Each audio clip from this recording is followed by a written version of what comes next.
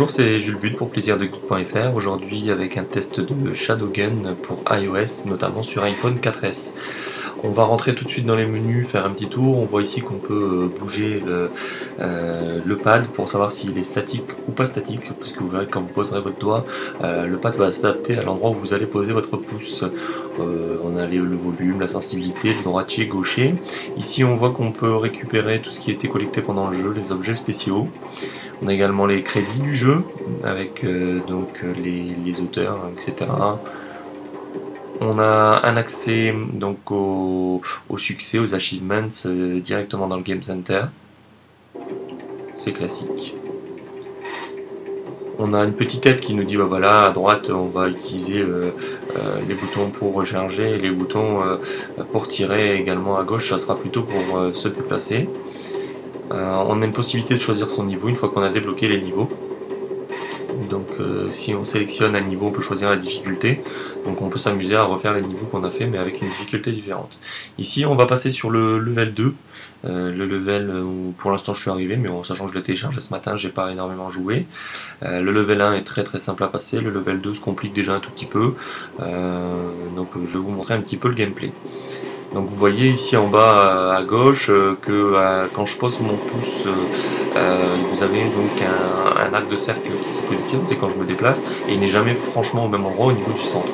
Sur la droite vous avez l'icône pour tirer qui est en bas à gauche, mais de la partie droite de l'écran, et vous avez également les deux flèches qui nous montrent où on peut recharger.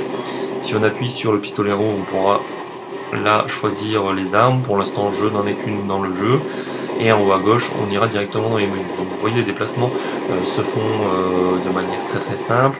Le fait de regarder à droite à gauche se fait avec le pouce droit dans la partie supérieure de l'écran, enfin ou sur tout le reste de l'écran d'ailleurs. Donc pour tout ce qui est visée. Il y a un point rouge qui se met quand vous visez directement un ennemi. Alors, donc les petites icônes également pour récupérer nos armes. Ici on a la chance de tomber sur un boss, donc ce qui va vous permettre de voir un petit peu comment se passent les gros combats. Sachant que je ne vais pas spoiler beaucoup le jeu, je vais rester dans le niveau 2. Alors ici vous voyez que le boss déploie une genre de petite lumière au-dessus de sa tête. C'est ce qu'il va falloir viser pour faire descendre la vie. Si vous tirez effectivement dessus directement, lui il vous lance des bombes quasi non-stop. Donc je viens d'en prendre deux. Par contre si vous visez bien, vous voyez que ça vite descend énormément et beaucoup plus vite que si vous tirez dessus classiquement. Conservez vos balles et tirez directement dans cette petite lumière quand vous y arrivez, parce que voilà, comme moi c'est pas forcément évident de bouger tout le temps, puisque on peut s'arrêter 30 secondes pendant qu'il n'est pas en train de tirer, puisque cette lumière se déploie quand les bombes ne sont pas lancées. Mais on voit que si on ne tire pas, là par exemple j'ai pas eu le temps puisque j'étais en train de recharger, si on ne tire pas exactement dans cette petite lumière, bah, ça vite descend très peu. Voilà, donc vous avez tout le tour qui devient rouge quand vous commencez à perdre de la vie énormément. Alors là, une petite touche et j'étais mort, hein, bien sûr. Et donc c'est un peu comme dans Gears of War, hein, sauf que dans Gears of War c'est toute votre vue qui s'abîme, mais là l'écran est déjà petit, donc vous voyez bien les différences quand vous commencez à être abîmé au niveau de la santé. Il suffit d'attendre un petit peu et ça revient. Il y a des fois, quand vous êtes vraiment abîmé, vaut mieux se mettre sur le côté et attendre, et des fois ça met un petit peu plus longtemps. Donc voilà, là je visais bien le petit rond jaune, et ce qui va nous permettre d'abattre le monstre, ce qui va être fait dans quelques instants. On esquive un petit peu tout ce qui est bombe. Donc ici à droite on peut également voir qu'on a 3 balles vers le haut, hein, donc je crois 3 genres de missiles qui me permettent de prendre des munitions juste après. On va le faire tout de suite après le boss pour voir un petit peu comment ça se passe. Et on va être dans une partie d'ailleurs qui sera un petit peu bloquée au niveau du level 2, puisqu'il y a quand même des petites choses à débloquer. Vous verrez qu'il y a des petits codes à faire à certains moments. Donc voilà, le boss est mort. Là je me déplace toujours et en cliquant tout simplement sur l'écran à l'endroit des munitions, on fait le plein de munitions. On a donc la voix qui nous parle et qui nous dit, donc c'est Sarah, hein, qui nous parle et qui nous dit ce qu'il faut faire par la suite. Bon, on nous dit qu'il y a un escalator quelque part mais qu'il est bien caché. Donc on va chercher tout ça et on va le trouver sans problème. Donc au début du jeu, vous apprenez que les petites lumières jaunes comme ça déclenchent des petites actions. Là notamment une échelle qui nous permet de descendre. Vous voyez que j'ai tiré là quelques balles, alors c'est pas fait exprès puisque quand je déplace ma tête, je la déplace avec la partie droite de l'écran et de temps en temps vous êtes amené à tirer sans faire exprès en fait, hein, tout simplement. Mais ça ne gâche rien du tout à la maniabilité du jeu. Le fait que ça soit à la troisième personne fait que c'est vraiment très maniable sur iPhone. Voilà, donc là on arrive dans un couloir avec des pierres, vous voyez que on peut se protéger ici, donc là je prends un petit peu plus cher. Voilà, alors pour se protéger, rien de plus simple, vous allez devant un élément protecteur du décor, et votre personnage s'accroupit de lui-même.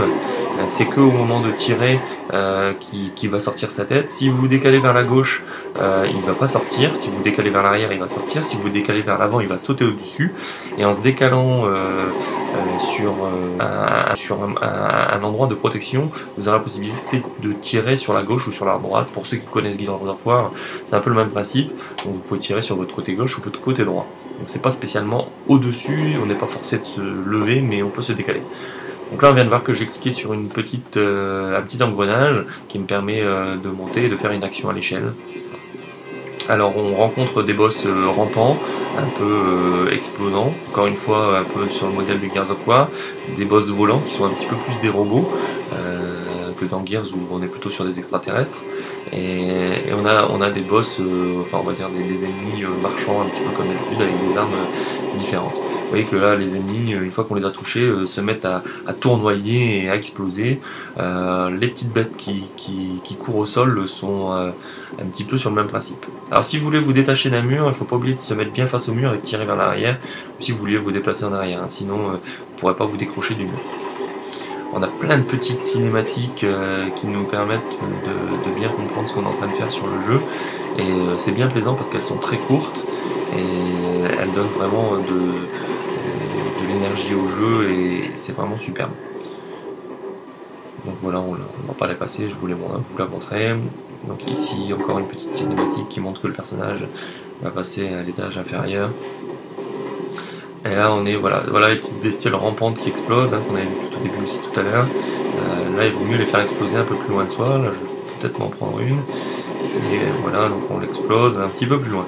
Sinon bien sûr ça nous fait descendre la vie assez fort. Donc là une petite vague un peu plus conséquente que d'habitude. Là je suis en mode normal au niveau du jeu, j'ai pas pris le mode difficile dans un premier temps, mais je pense que déjà finir le jeu en mode normal ça sera déjà sympathique. Mode easy il faut peut-être éviter, puisque là pour l'instant j'ai pas eu de grosses difficultés. Bon ça m'est arrivé de mourir une ou deux fois, mais c'est pas des grosses choses difficiles à passer. Donc je vous conseille de vous mettre directement en mode normal. Voilà, donc là on voit un petit peu encore une cinématique, le personnage qui descend, c'est vraiment bien fait, les animations sont énormes. Je parlais des graphismes du jeu, alors il y a des moments où on est dehors avec un ciel bleu, des moments où on est à l'intérieur, on va dire dans un genre de décor un peu plus high-tech, usine, etc. Et vraiment les décors sont très bien faits sur iPhone 4S, ça dépote, on n'a pas de ralentissement au niveau du jeu. Et donc là je suis en mode déplacement marché puisque Sarah est en train de me parler et donc on marche plus doucement. Alors vraiment les graphismes, hein, je le redis, c'est vraiment quelque chose d'assez énorme. Voilà, par exemple là on arrive dans un moment où il va falloir hacker une machine, donc il va nous donner un code et il faut simplement le reproduire. Donc je pense qu'au fur et à mesure du jeu peut-être ça va se compliquer. En tout cas, ça nous permet de nous concentrer quelques secondes et puis avant une phase d'action d'avoir un petit peu de stratégie et de recherche dans le jeu. Voilà, donc encore une mini cinématique avec les boss qui arrivent au courant. On a vu l'emplacement un petit peu des bombes ou des grenades qui sont posées, donc on va pouvoir tirer dedans pour un peu exploser tout ça, donc on va se cacher. Attention quand on est planqué derrière un élément du décor, bon celui-ci c'était pas le cas, mais on a certains éléments du décor, que ce soit pour vous ou pour les monstres hein, d'ailleurs, qui sont destructibles. Ce qui fait que de temps en temps vous allez penser être à l'abri, et pas du tout, puisque vous avez possibilité d'être découvert, ils vont découvrir en fait votre planque avec leurs armes tout simplement. Donc hop, je me fais encore un petit peu exploser. Et donc ça permet de pas toujours rester un petit peu statique au niveau des positions et de bouger un petit peu. Donc ça c'est sympa, c'est bien pensé. Je pense pas l'avoir vu dans Gears, mais je trouve l'idée plutôt sympa de dire voilà on peut détruire quelques éléments du décor, alors surtout sur un jeu qui tourne sur iOS. Voilà, donc là ici je vais récupérer quelques armes, on va se déplacer et voir un petit peu ce qu'il va falloir faire dans la suite du niveau. Mais comme je vais pas spoiler sur le jeu en lui-même, je vais juste vous montrer un peu de gameplay. On va pas tarder à s'arrêter. Donc voilà, encore une bombe sur ma gauche ici où on va pouvoir un peu exploser. On a des arrivées de monstres comme ça qui sont sans cinématique bien heureusement, hein, et qui donnent un peu de dynamisme au jeu. Les mouvements franchement du personnage sont hyper fluides, c'est vraiment bien fait. Alors là, petit défaut, il faut recharger pour pouvoir prendre les balles, puisque sinon on est plein au niveau de son inventaire. Et bien encore, j'ai tiré quelques balles en me déplaçant au niveau de la tête, juste en déplaçant, je vais dire, la caméra. Ici, je peux recharger un petit peu les balles. On va aller voir ce qui se passe un petit peu dans la suite. Et je pense que ça sera bien pour ce petit test de Shadowgun sur iOS, disponible sur iPod Touch, iPhone, iPad, et donc vraiment bonne partie de fun. Je vous dis à très bientôt sur plaisirdegeek.fr.